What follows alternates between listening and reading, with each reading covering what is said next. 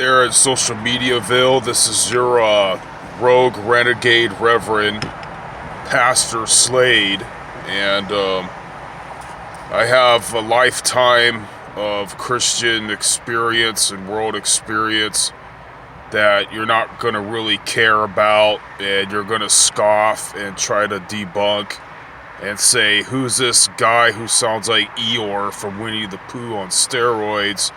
And you wouldn't take me seriously unless you saw me in real life, and then you shit your pants. And so anyway, yeah, so I am not trying to be a usurper of authority. I would have rather have been like a mechanically inclined person instead of like a pastor kind of personnel. I'm not like that charlatan Bill Weiss guy that tries to sell you on a bunch of congruent Bible verses to support his fake story called 23 Minutes in Hell.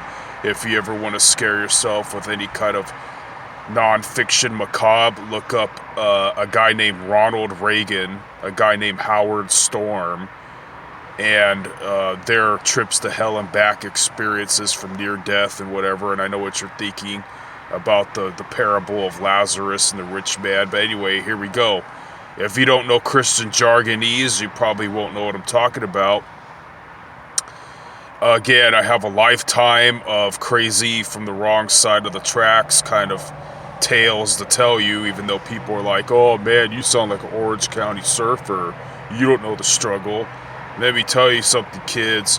All that skinny jeans wearing, iPhone having jovialness would utterly get destroyed and bullied to possible death in 1994 San Bernardino. So anyway, I am a libertarian Christian, and you can take that however you want, a grain of salt, something, whatever. I'm here with a literal urgent message, and obviously it's permeating from my such enthused vibe. But believe me, I have an urgent message for the church that the 15 minutes allotted on this thing that I have can't fit for the lifetime of woe that I've seen. And let me tell you guys, without going to war or prison, I came the closest to the gates of hell that any normal, healthy American is ever going to know. And with our gentrified, watered down society where it's going, it's not going to get any better. So anyway, I'm a night watchman, and that's why I'm in the dark, furtive, surreptitiously in the cut, because I don't really want my identity known, because in my mind, I'm a freedom-fighting libertarian, and a dystopian future is going to dawn upon us, wherein they're going to dox, vet, and annex people like me. So anyway, here we go. By the way, greetings. God bless you guys. I have a bone to pick with you, and that's why I don't really seem so jovial, and I seem kind of antagonistic. So I have a bunch of things to tell the modern church, and if you don't believe me, well, it's your loss. Your kids are just going to come out more exacerbated into a dystopian world. So, you can take me with a grain of salt if you want, but I lived the life, I lived the path, and I went to hell and back, non-literally or metaphorically, to try to help you guys. And like I said, I ain't some kind of usurper, wolf in sheep's clothing, or whatever. I'd rather be like excuse me, I cuss a lot.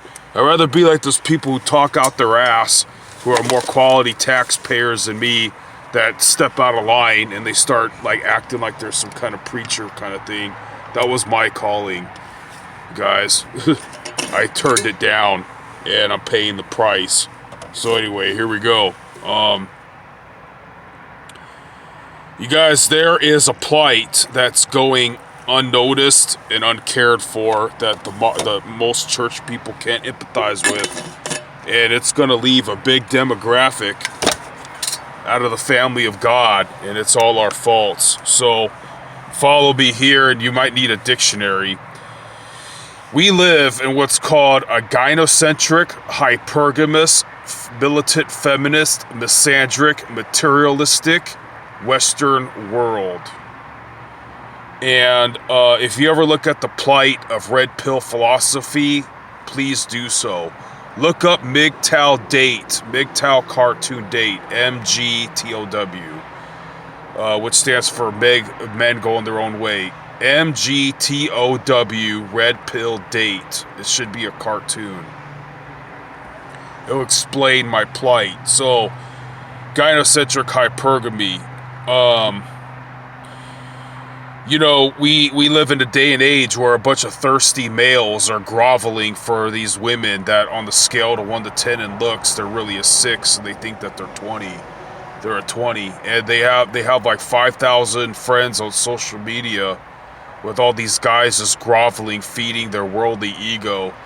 And it's catalyzing a lot of people's women to not really be faithful, to be full of pride, to get bored of their man really fast, to always look at the grass is greener on the other side. And you know, I'm gonna have to make this in a really make this in a multiple part series. I really am.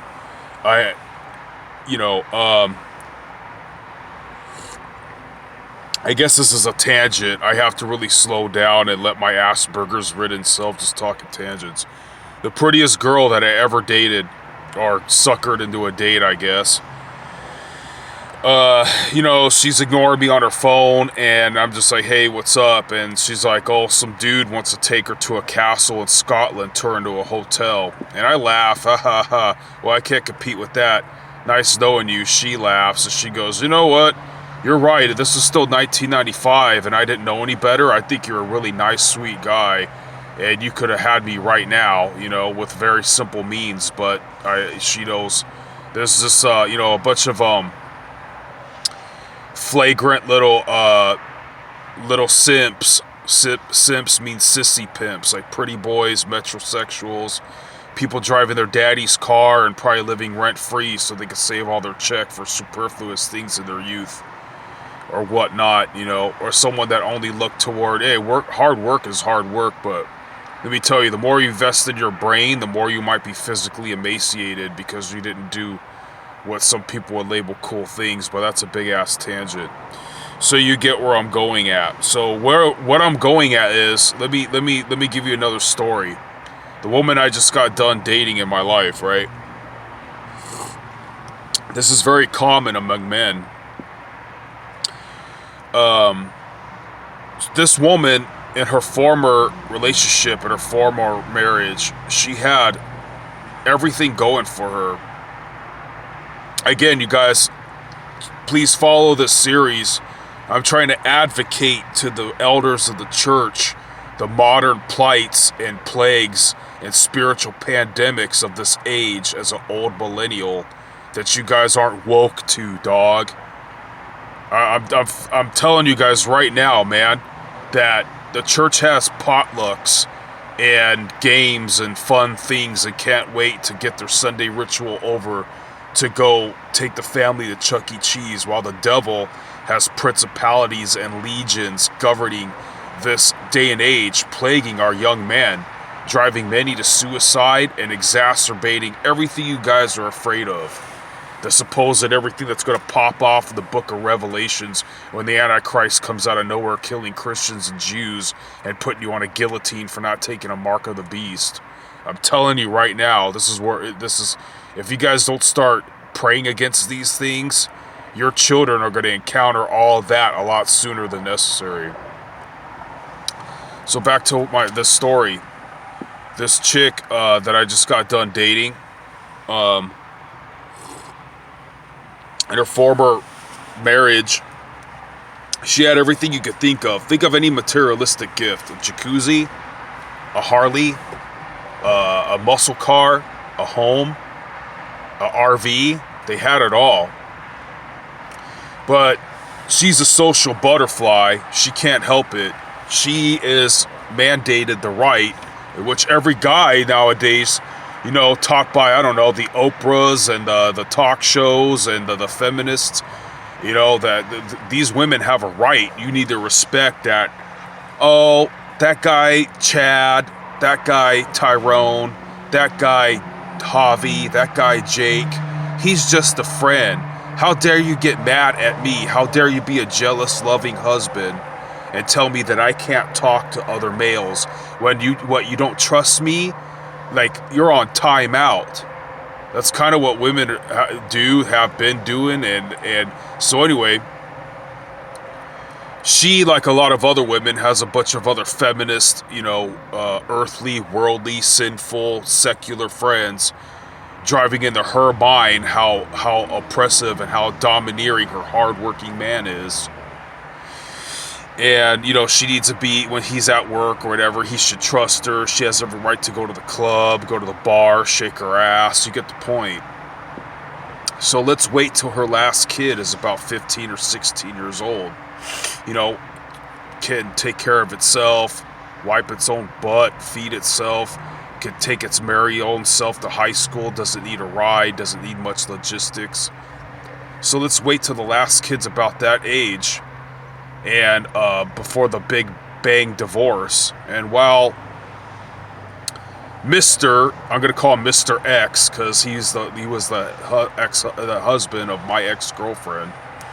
At that time, I was dating her when she was divorced, which the biblical view isn't any much better. I didn't know that at that time, and I'm a sinful person. I'd probably do it again.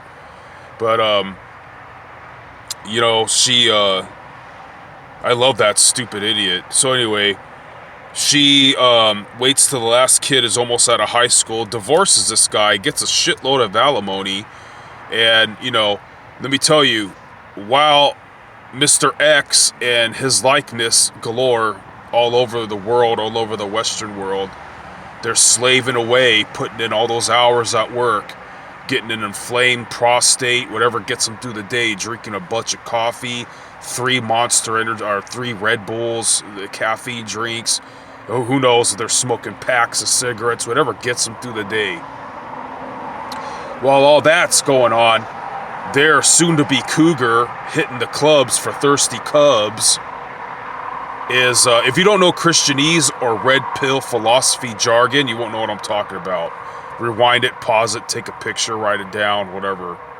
So, and thanks for coming along this journey. I'm telling you, this stuff is important for our generation. This is the main problem that's plaguing our generation, guys. If you don't care, if you don't take me seriously, then don't get mad. Don't get mad when your kid ends up divorced. Don't get mad when your daughter becomes a hoe. Don't get mad if this happens to you.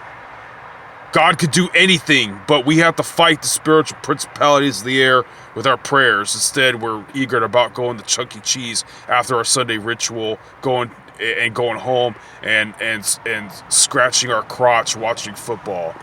So, while Mr. X is slaving away on the grind and dealing with California traffic or whatever, she's walking on a treadmill at home in her free time, talking to Javi, Chad, and Tyrone on Facebook Messenger, and little by little getting the seeds planted in her head about how her dude is bad. And again, you're wrong if you question her. You don't trust her. You must be misogynist. You're too controlling.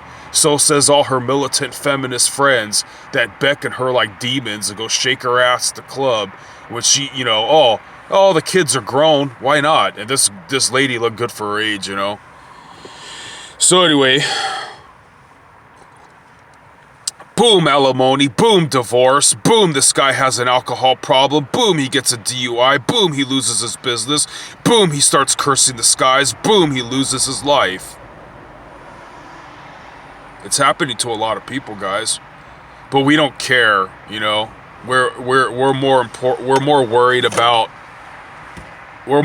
about some arguable thing in the book of Ezekiel about how the Russians are going to invade Israel, or how, Johnny shouldn't get a new tattoo because in Leviticus it says something bad. Facebook only allows, or whatever the heck this is, only allows me to have 15 minutes at a time, so it needs to be incremental parts of this. So anyway, guys, keep on rocking in the free world, always uphold the Second Amendment, and God bless.